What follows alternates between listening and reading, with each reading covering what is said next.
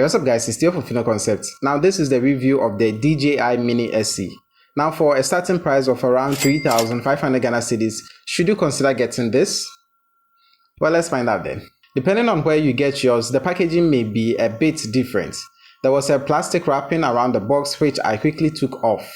But before we get into the cool things in the box, here are a few specifications to take note of. It comes with a 12 megapixel camera that shoots 2.7K resolution video. It also comes with a battery that is rated to have 30 minutes of flight time. The drone is also rated for a 4-kilometer altitude range. Inside the box is the controller in this plastic wrap. You also get the drone, which you can see how tiny it is. I believe this is the exact same size as the DJI Mini 2, to the point that you can even use the exact same batteries for them. There's also the silica gel, a box with all the necessary accessories like the extra propellers, a USB Type-C charging cable, a micro USB charging cable, a second pair of controller joysticks, and 3 data cables for your smartphone and the controller. Then finally, also in the box are the user guide and manual. I went with the basic package where you get the drone, the controllers, and the cables that come with them.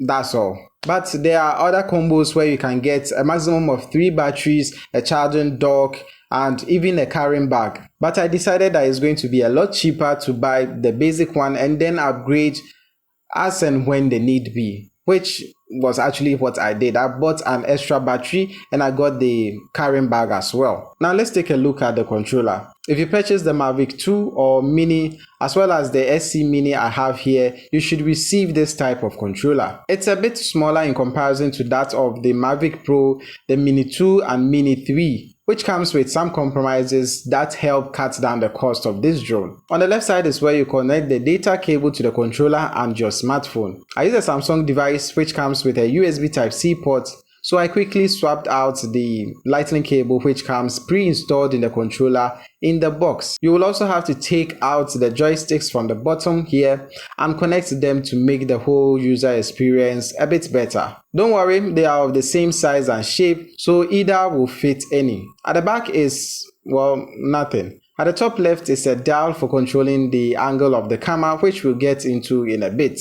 and the video record button. The top right has the button for switching to picture mode and for taking pictures. There's also the landing button and the power button at the front. And basically that's it for the controller, at least for now. For the drone, well, I'm sure you've seen a drone before and you have a fair idea of what they should look like. For first time flyers, there are stickers all around that basically guide you through, so be on the lookout for them. The front wings open up first to the sides and the rear ones open up second downwards. Before turning it on though, you will need to detach all stickers holding the propellers together, as well as take off the case protecting the front camera. The power button is beneath, along with some depth and height sensors. There are also air vents on the sides and front to help with airflow and cooling.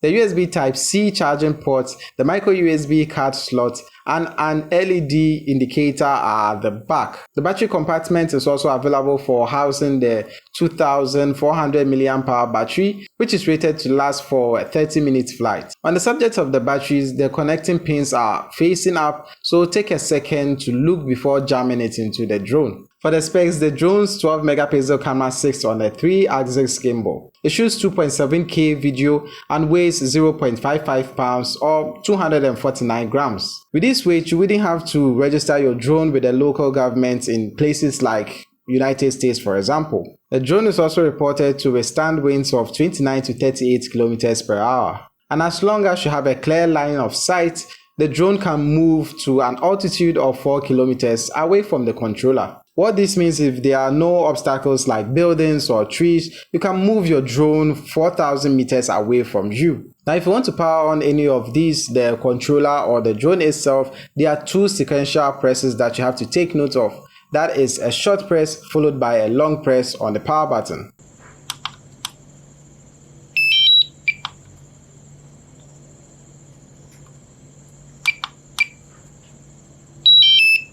And if you're on Android, you would have to download the DJI Fly app from the Google Play Store. If it doesn't show up in your search, then probably your device is not compatible. In my case, I couldn't find it on the Google Play Store, so what I did was I visited DJI's official website and downloaded it onto my phone with the thought of installing it from the sideline, but that didn't work as well. So before you waste your time complaining, just take a second or two to check out the compatible devices right from the website first. On Apple devices, as long as you're using an iPhone 8 or later running on newer software, you should be fine.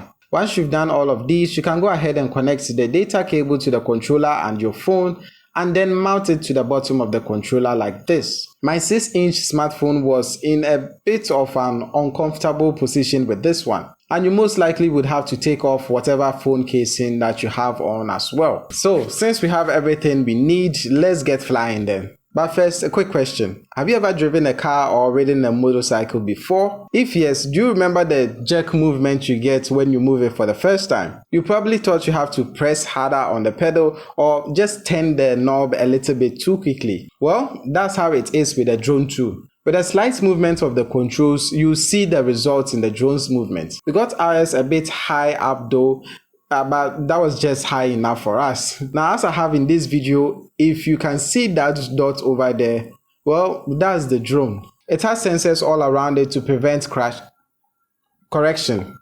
to minimize crashes. And I know if you try to catch it in mid-air, it will just fly up. So if for some reason you don't have a place to land it, say you are on a boat in the middle of the sea for some reason, then catching it is the reasonable way of getting it safely. Now, to be able to do that, you have to be swift and careful, because the propellers can also catch you. Now, once you have the phone connected to the controller turned on and the drone turned on, you can now start your drone. And in getting the drone to fly up, I think there are basically two ways of doing that. First is you can do that in the app, but there's something I like to do, and that is driving the joysticks towards each other at the center. And the moment you hold it for like a second or so, you notice that the propeller starts spinning. Note that I'm shooting this video at a slower shutter speed, so you may think they aren't spinning fast enough, but actually they are. The left side of the controller controls the altitudes and the turn. So forward moves the drone up, left and right will spin the drone on its axis, and then back will bring it down. For the right joystick, it controls forward and backward movements, and then movements to the sides and sides, that is left and right. And yeah, before you go out there to shoot your amazing drone videos, there are a couple of drone rules and regulations that you have to abide by. The most important one to me is not flying around air bases. And also, you shouldn't fly around people's houses and rooms with the intention of spying on them. Another thing to keep in mind though is to keep a lookout for birds, especially for hawks and eagles. Those creatures respect their boundaries and they don't want anything else flying within their territory. Trust me, they are going to attack your drone hard. So for a starting price of 3,500 Ghana cedis, should you consider getting something like this?